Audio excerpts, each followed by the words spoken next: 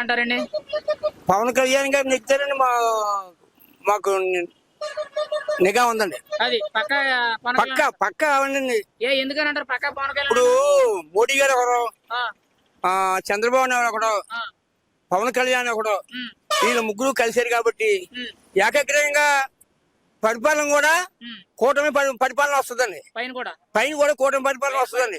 ఇక్కడ పవన్ కళ్యాణ్ 1,00,000 మెజార్టీతో గ్యారంటీగా వస్తుందండి. వాసవి ఆన్లైన్ సర్వీసెస్ మా వద్ద పాస్పోర్ట్ వీసా సర్వీసెస్ కలవు. వీసాలో 99% అప్రూవల్ సక్సెస్ రేట్ ఉంది. Please contact 8019482544. పథకాలు కానీ అవి కానీ వన్ సైడ్ గా చేసిన వైఎస్ఆర్ అందరూ ఉన్నాయి. ఉమ్, మా మా ఈ మిగతా పార్టీ వాళ్ళకి ఎవరికి కూడా ఉమ్. ₹1 కూడా అందలేదండి. సామాన్యుడికి సామాన్యుడికి అందలేదండి. వాళ్ళ మనుషులే, ఆ వైఎస్ఆర్ మనుషులకే అందేదండి. మాకు ఆ పార్టీ అంటే ఇష్టం లేదనుకోండి, అంత పరిపాలన నెగ్గాక అందరు కలిసి అందరికి ఇవ్వాలని, ఊళ్ళో ఉన్న వాళ్ళకి అందరికి ఇవ్వాలి. ఒకరికి ఇచ్చి ఒకరికి ఇవ్వకుండా, వాళ్ళకి ఇవ్వకుండా చేశారండి. అలాగా చంద్రబాబు నాయుడు ఏం చేస్తే అది ఆపేయాలని జగన్ గారి యొక్క ఉద్దేశం ముందు మేనండి. అది ఇలా చేయట్లేదు అనుకోండి, అది తీసే అంటాడు ఏమంటాడు. ఆయన పెట్టిందే యాదవ్ ఒక్క అంటాడు జగన్ గారు. అందుకు మాకు నచ్చలేదండి. రాజధాని అనేది ఒక దిక్కునే ఉంటే అన్ని పనులు కూడా ఏదైనా పని ఉంటుంది కానీ ఆ పనికి వెళ్తాను. అక్కడికి ఆ పని చూసుకున్నా మళ్ళీ ఆ పక్కనే ఆ పని చూసుకుంటాను. మళ్ళీ ఆ పక్కన చూసుకున్నా మరి రాజధాని 3 దారులు పెడితే ఒకసారి వైజాగ్, ఒకసారి అమరావతి, ఒకసారి ఏమో ఇంకో దిక్కున ఎక్కడ పెడతారు. 3ని ఆ 3 ఎక్కడ తిరుగుతాడు చెప్పండి. మనిషి సామాన్యుడు తిరుగుతాడా?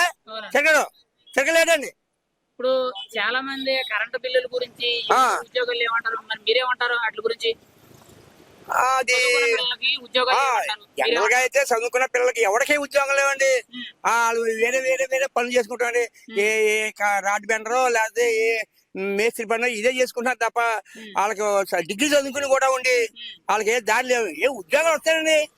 ఉద్యోగాలు ఎలా వస్తాయండి? ఉపాధి కల్పించే ఏ ఫ్యాక్టరీలో ఇవి కానీ అవి కానీ ఏమైనా వస్తే వాళ్ళకి అప్పుడు ఈ చదువుకునే కుళ్ళకి ఇంటర్వ్యూ పెట్టి ఉద్యోగాలు ఇస్తారు. ఆ పద్ధతి లేదండి.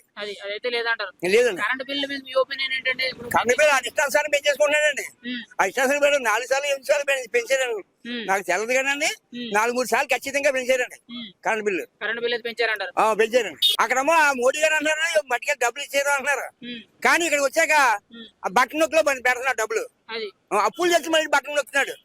బట్టన్ నొక్కుతూ తప్పేం కాదండి. ఆ డబ్బులు వచ్చే విధానం ఉండాలా. విధానం అంటే ఇవాళ సైకిల్ షాప్ ఆడ ఐస్ క్రీమ్ ఉందనుకోండి, ఇవాళ ఇంటికి ₹1000 కావాలి. 2 సార్లు 3 సార్లు వాళ్ళు ఈదులు తిరిగి ఆ డబ్బులు సంపాదించి ఆ పిల్లలు పోషించుకుంటారు. అలాగే మన రాష్ట్రంలోనూ ప్రతి ఏదో కంపెనీలు 4-5 కంపెనీలు తెచ్చి మనకిస్తే దాని మీద 10 మంది పనిచేస్తారు. పనిచేసిన దాని మీద దాని వచ్చిన డబ్బుతో ఏ రోడ్డు రోజున ఇల్లు కట్టినా ఏమిచ్చినా ఇబ్బందిగా ఉండదండి. నిలబడి చేయాలండి. అదే అలా లేకుండా అప్పులు చేసి నేను బట్టన్ నొక్కుతాను, అప్పులు చేసి బట్టన్ నొక్కుతాను, అప్పులు చేసి ఆ బట్టన్ నొక్కితే 10 మందికి అంటున్నారు. 100 మంది ఉన్నారండి. ఆ 100 మందికి లాగా అందులో 10 మందికి వస్తున్నాయండి. మళ్ళీ మిగతా 90 మంది అలా కాలయాపం చేసి జరుగుతుందండి. అది వాళ్ళకే పూర్తిగా అంతలేదండి. ఇప్పుడు ఓవరాల్ గా చూసుకుంటే సోమరపోతులు చేస్తున్నారు అని అంటారు డబ్బులు ఇచ్చి. డబ్బులు స్వామిపోదు కానీ కొంచెం ఏదో గవర్నమెంట్ బద్దకస్తులు అవ్వచ్చును. కానీ కొంచెం నిరుపేదలు ఉన్నారని కొంతమంది వాళ్ళకి ఏదో కొంచెం సౌకర్యం కలవచ్చు. కానీ ఇంత సౌకర్యం మన సంపద సృష్టించి ఆ సంపద ఏమో మళ్ళీ మామూలుగా ప్రజలకి ఖర్చు పెడితే బాగుంటుంది మా అభిప్రాయం. చంద్రబాబు నాయుడు అండి. నెక్స్ట్ మళ్ళీ ఏమైనా వాళ్ళు పవన్ కళ్యాణ్ కూడా వాళ్ళని కాపు కులసులు అందరూ కూడా అనుకుంటారని ఆయనకు కూడా చేస్తారని మాకు నమ్మకం ఉందండి. పవన్ కళ్యాణ్ కూడా ఒక సంవత్సరం కానీ 2 సంవత్సరాలు కానీ చేయాలని మా కోరిక అదండి. పంచుకుంటే మంచిదండి. అంటే ప్రజలు కూడా ఓట్లు అలాగే వేస్తున్నారండి. ఇప్పుడు చంద్రబాబు ఒకటే నెగ్గాలని కాదండి, ఈ 5 సంవత్సరాలు కూడా ఇద్దరు కలిసి పని చేసుకోవాలండి. పని చేసుకున్నప్పుడు వీడికి కూడా కొంత పవన్ కళ్యాణ్ గారికి కూడా 2 సంవత్సరాలు పదవి పొందితే అనుభవం పెరుగుతుంటారా? కోరిక కూడా నెరవేరుతున్న ప్రజలండి. వాళ్ళు ఇద్దరు కలిసి చేసుకుంటారు. మోడీ గారు కూడా వీళ్ళకి మంచి సపోర్ట్ గా ఉన్నారండి. మన రాష్ట్రం బాగుంటదండి. ఎన్ని సీట్లు వస్తాయంటారు కూటమికి అయితే? మీరైతే 150 పైన వస్తాయండి. 150 పైన వస్తాయండి. జగన్ గారికి ఎన్ని వస్తాయంటారు? ఇంకో మిగతా పార్టీకి జగన్ గారికి అండి. మిగతా పార్టీ జగన్ మరి 170 ఆయనకి వెళ్తాడు అంటాడండి. ఇప్పుడు అంటున్నాడు. ఇప్పుడు అంటాడు. ఇప్పుడే కాదన్నాడా? ఇంకా అవ్వలేదు కదా. ఎలక్షన్ అవే చూసుకుంటే ఖచ్చితంగా 150 పైన వస్తుందండి. 150 పైన ఓ గ్యారంటీ అండి. ఆ ప్రపంచం చూస్తే ఎవరికి నేను పుట్టి ఇంచుమించు 72 సంవత్సరాలు, ఓ సంవత్సరం అటు ఇటు ఉంటాను నేను. అటువంటి జనాన్ని కానీ ఎప్పుడు చూడలేదు. నేను ఎన్టీ రామారావు అంటే మహా అభిమానం నాకండి.